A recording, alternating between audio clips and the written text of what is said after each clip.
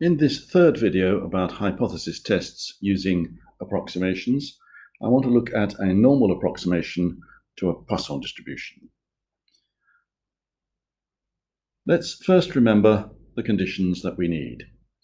If we want to use a normal distribution with mean mu and variance sigma squared as an approximation to a Poisson distribution with mean lambda, then we must put mu equal to lambda, and in a Poisson distribution, the variance is also lambda, so sigma squared would be lambda, and the condition we need is that lambda has to be greater than 10. Let's now look at an example. Suppose that junk emails arrive in Sam's inbox at random at an average rate of 12 each day. Sam is away for 5 days, during which he receives 74 junk emails.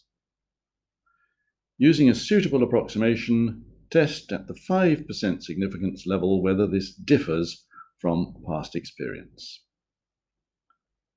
But if we assume that the emails arrive at a constant rate, singly and independently, then a Poisson distribution is suitable. For the null hypothesis, we now have a choice.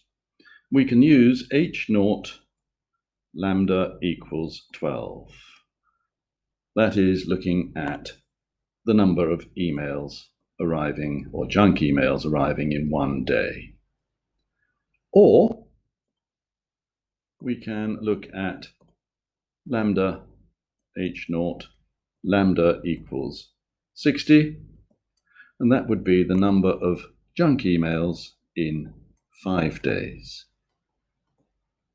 Either hypothesis is suitable. The alternative hypothesis in this case would be that lambda, we're asked whether this differs from past experience. Differs could be too high or too low, so we are asked for lambda not equal to 12. Or over here, h1 lambda not equal to 60. This gives us a two-tail test.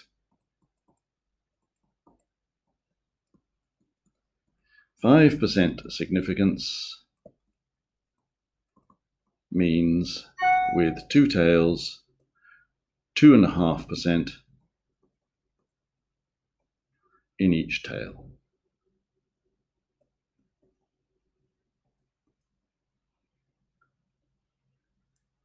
Okay, now we're in a position to go ahead and do the test. Let x, let's move up,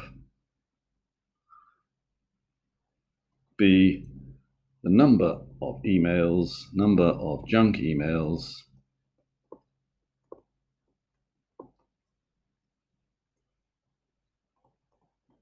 arriving in a 5-day period.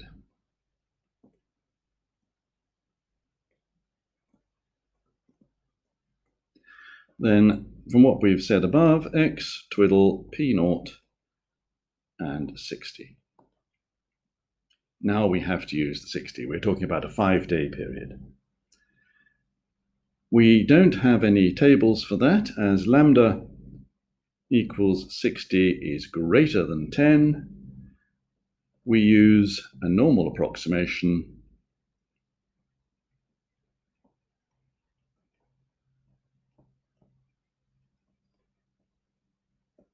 and here I like to change the letter as usual, and in this mu is going to be equal to lambda, which is 60.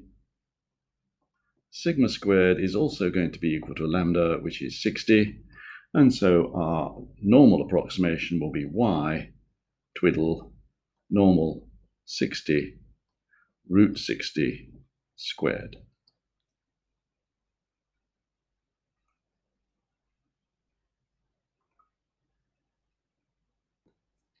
And I've drawn for you here the two distributions, the red rectangles being Poisson for 60, and the black curve being the normal y for mean 60 and variance 60. You can see that the approximation is really pretty good.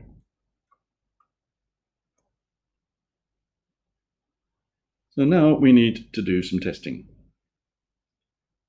The test statistic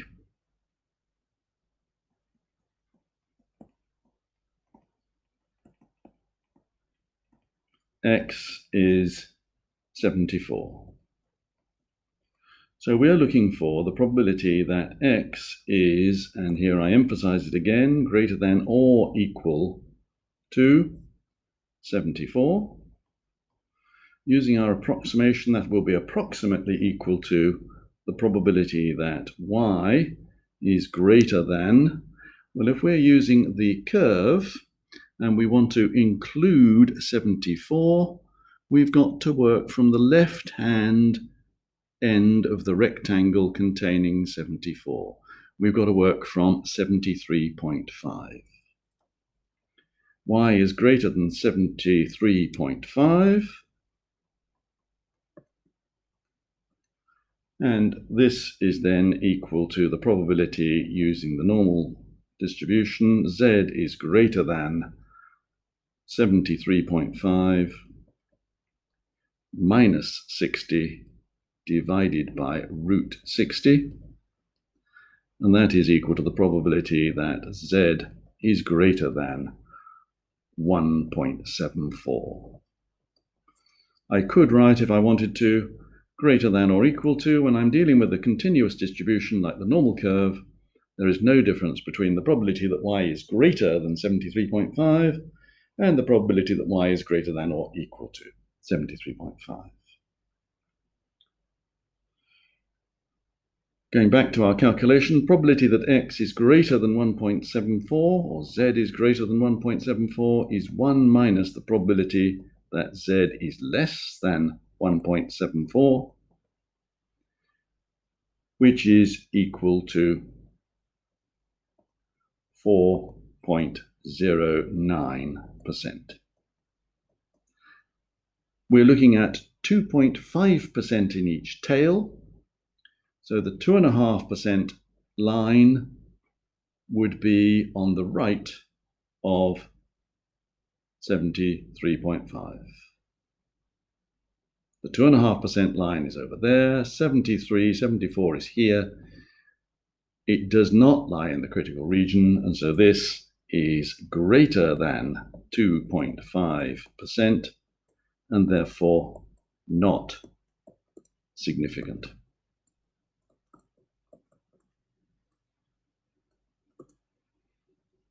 So we accept H0 and we conclude that there is evidence that the number of emails Sam received in 5 days, the number of junk emails, did not differ from past experience.